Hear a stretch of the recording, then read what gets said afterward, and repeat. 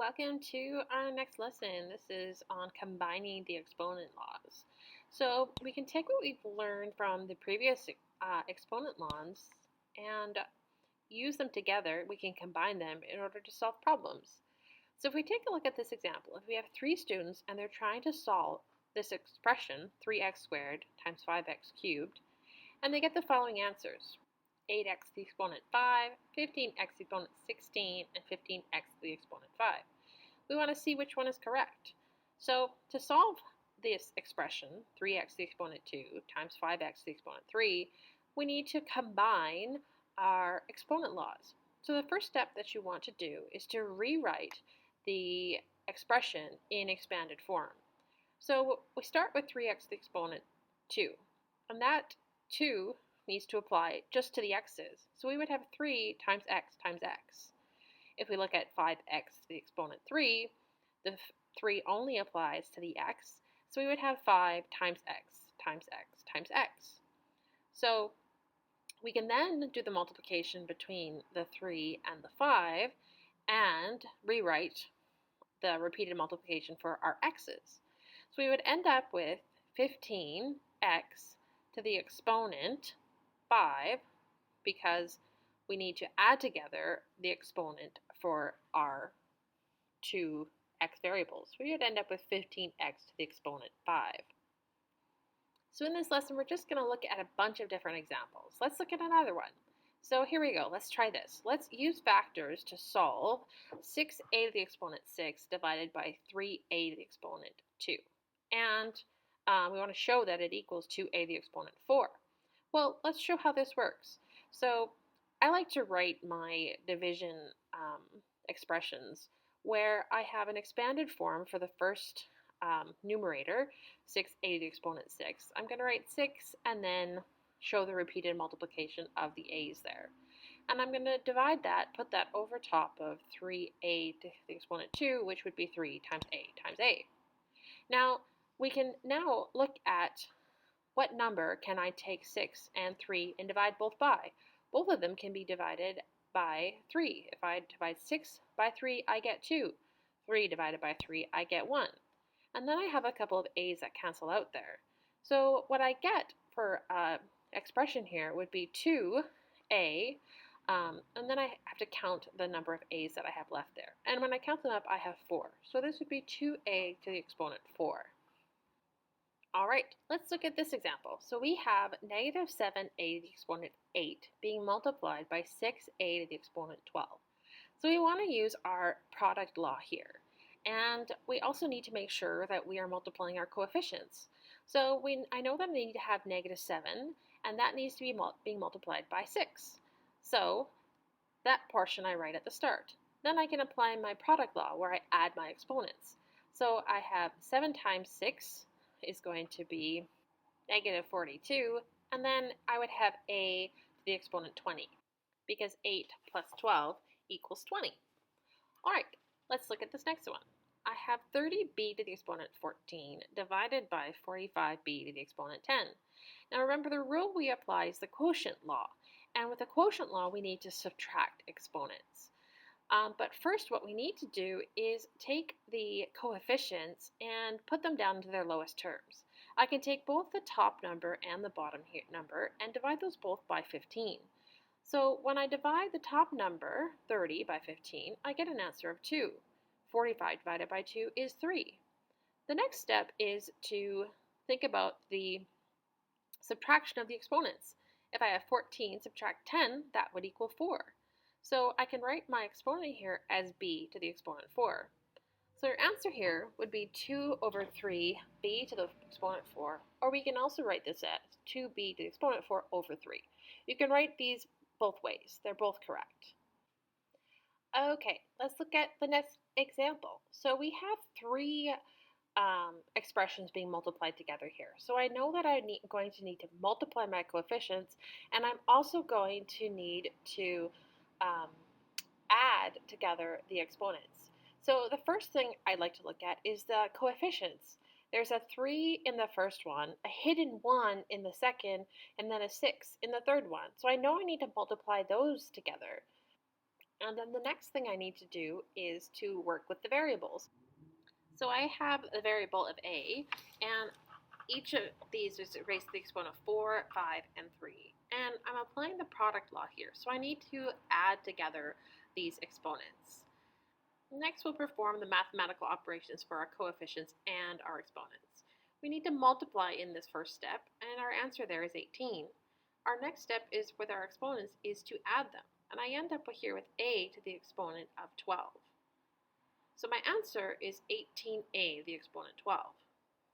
Let's look at this next question. Here we have negative 16n to the exponent 5 being divided by negative 2n. And when I look at these division questions, I like to rewrite them so that I have a numerator and a denominator. It helps me see what I can cancel out.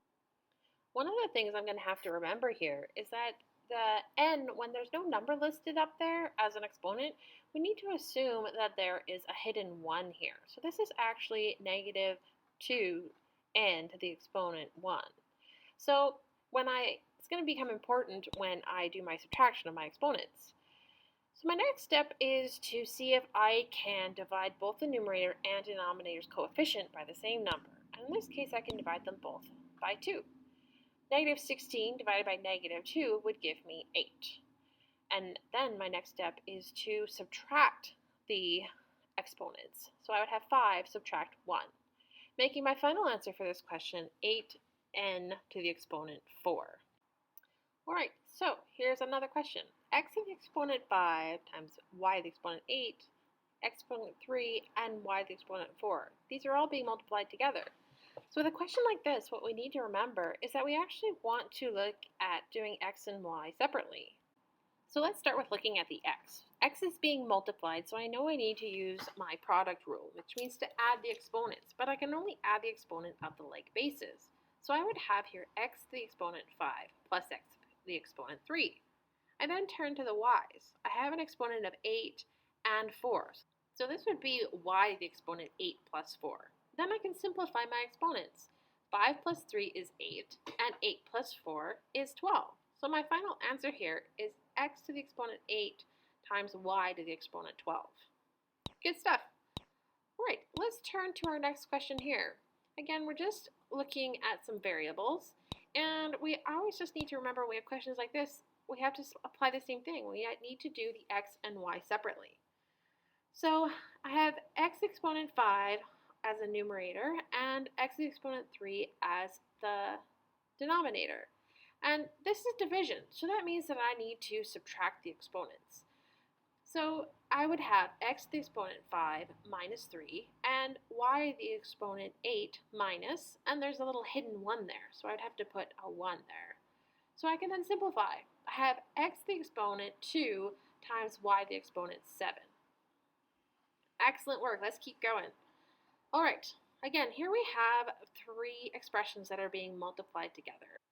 And because I'm using multiplication here of exponents, what I need to do is add the exponents for each variable. So I need to start again with looking at my coefficients though. So if I look at the coefficient for this first expression, it is negative 3. So here I would have negative 3 multiplied by a hidden 1 that's in front of that second expression. There's no 1 there. And then the third coefficient would be a negative 4. So that's my coefficient. All right, so now let's look at the exponents for the variables. The first variable there is a b. There's no exponent up there, but I can assume there's a 1.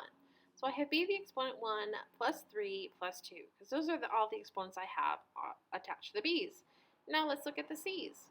C, again, I have a 1, a 2, and nothing there, so I have a 1. All right, now I can simplify, and I first do that by multiplying coefficients, giving me an answer of 12. Next step is to look at the exponents. If I add together my exponents for b, I have b to the exponent 6, and for c, it would be c to the exponent 4. Good work, guys. Let's look at another question. Here we have 10e to the exponent 8f to 12 divided by 4e to the exponent 4 and f to the exponent 7. So this one is a division question. So I really want to remember that I need to subtract the exponents here.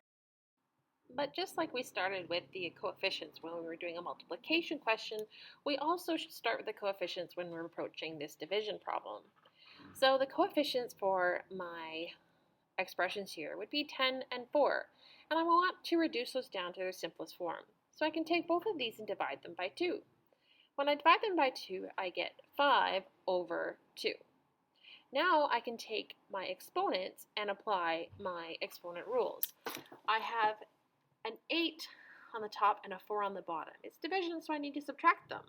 For f, I have a 12 and a 7, so I would have 12 subtract 7. So when I simplify this down, this could be written as 5 over 2 e to the exponent 4 and times f to the exponent 5. But I can also write this as 5 e to the exponent 4 times f to the exponent 5, all over top of 2. Again, both of these questions are correct. Now let's look at some examples where we're combining these exponent laws. So in these examples, we're going to be using 2 or more exponent laws in order to find a solution. Now, I'm not going to go through all of the examples on your page with you. I'm going to, just do a couple, just because your video is getting a little bit long. But if you have questions, come pop and see me in class. But let's look at this first one here. I have 3x to the exponent 2, and that's being raised to the exponent 3. And what we need to remember here is that if I have an exponent outside the bracket and an exponent inside the bracket, that exponent actually applies to both numbers. That 3 is going to be applied to the coefficient of 3, so I'm going to have 3 to the exponent 3, and it's also going to be applied to the x.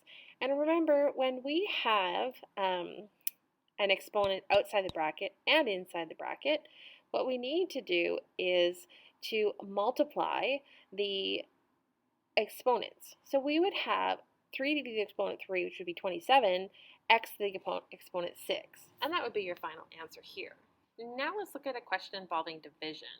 So this one we had an exponent on the outside of the bracket. When we need to apply to all of the portions on the inside the bracket. If we start with the top, it becomes negative 2 to the exponent 3, and that is multiplied by a to the exponent 3. This is being divided by y to the exponent 3. And remember, when we are bringing something from outside the brackets in, we need to multiply the exponents. So this is y to the exponent 3 times 3 here. And now let's simplify. If I have negative 2 to the power 3, or exponent 3, this becomes negative 8. A to the exponent 3 divided by y, and I'm going to take the 3, multiply it by the 3 to get 9. So this would be your simplified answer here.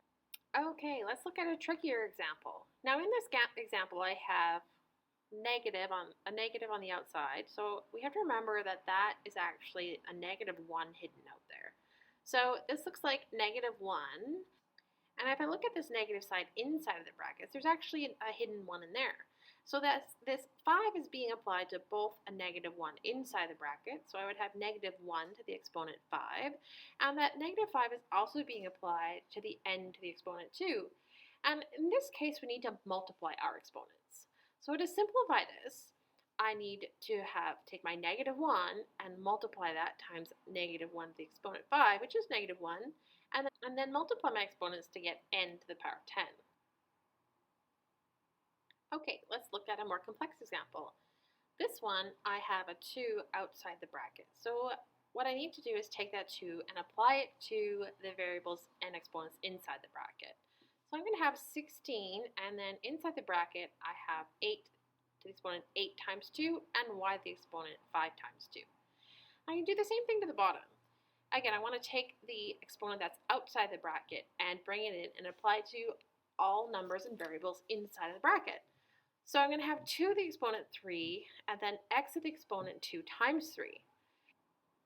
So let's simplify a couple of things. I'm going to take 16 and put it over top of 8, because 2 to the exponent 3 is 8.